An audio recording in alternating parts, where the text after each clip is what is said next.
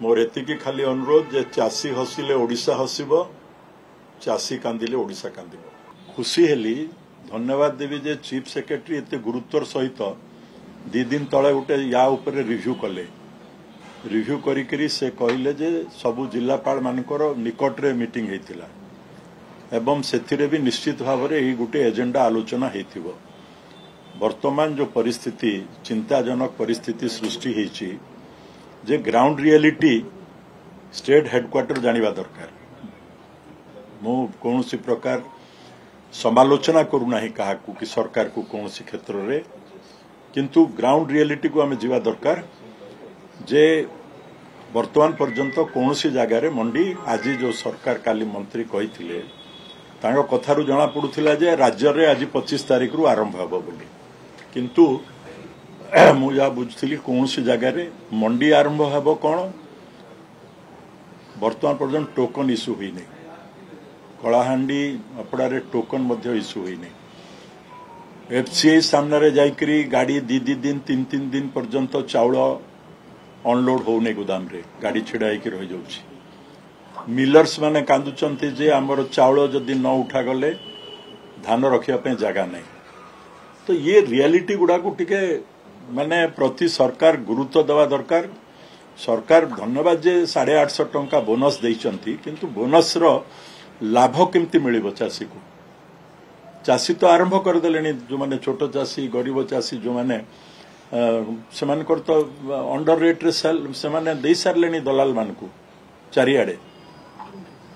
चारिआडे से माने वर्तमान अंडर रेट रे धान देवा को बाध्य होचंती। कारण बाहागर गुड़ाक तिथि गुड़ाक डिसेम्बर 7 तारिख पर पुणी और बाहागर नहीं मासे खंडे एवं टोकन भी इश्यू हुई नहीं।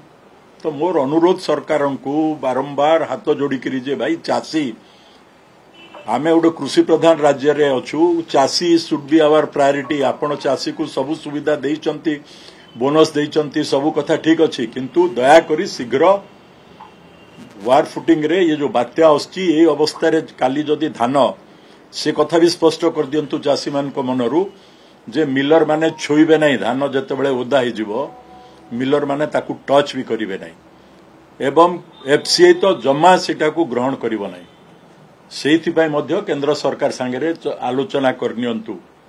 एटा ठीक कथा जे इथर 2 लाख अधिक चाषी रजिस्ट्रेशन करचंती। 93 लाख मेट्रिक टन धान बहुत रबी और खरीफ रे हेबो प्रोडक्शन। चाषी तो प्रोडक्शन करूची, बोनस पाइला पर निश्चित भाव में आउरी उत्साहित होकर से माने रेट अधिक पाइबे बोली चाषी माने तो धान कले, किंतु जदि मंडीर नियम कौन? मंडीर नियम होची सेप्टेम्बर रु मंडी आरंभ होगा कथा। भारत सरकार मिनिमम सपोर्ट प्राइस घोषणा करंतु बा न करंतु, बट सेप्टेम्बर रु मंडी आरंभ हो जावा दरकार।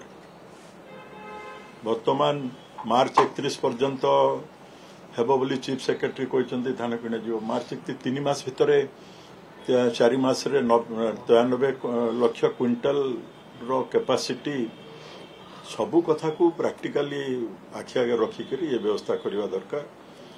मोर एतिकी खाली अनुरोध जे चाषी हसिले ओडिशा हसिबो, चाषी कांदिले ओडिशा कांदिबो।